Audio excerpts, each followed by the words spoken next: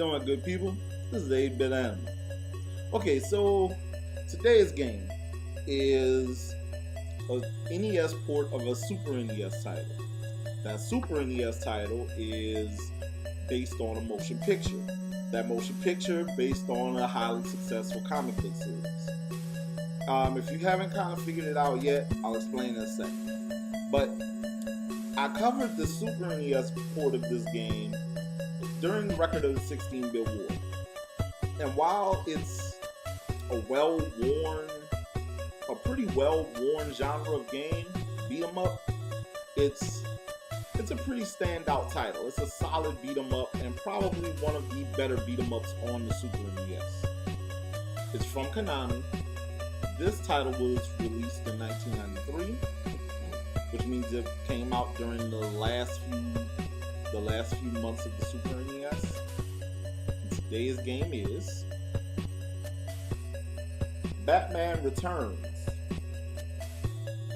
Okay, so Batman Returns follows the Caped Crusader in his quest to rid Gotham City of both the Penguin and Catwoman.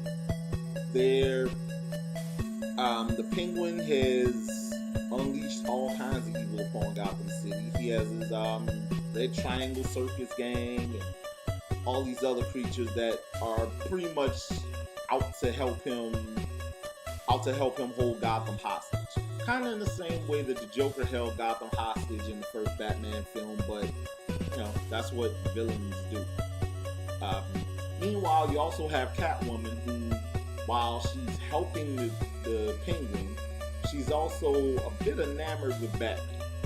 So you have that whole dynamic also. And Batman is fighting seemingly insurmountable odds to rid Gotham City of the Scourge, yada yada yada.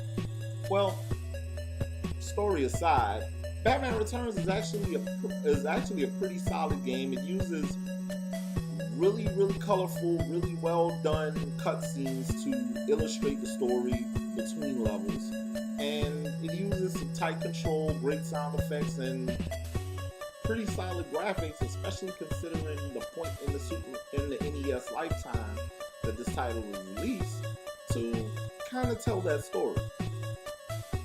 Like I said, it's a beat 'em up, so it's a standard. It's pretty standard as far as movements. You have your jumping attacks, standing attacks, a special attack here and there, and while in the Super NES there were different gadgets Batman could use. That's really not the case in this version.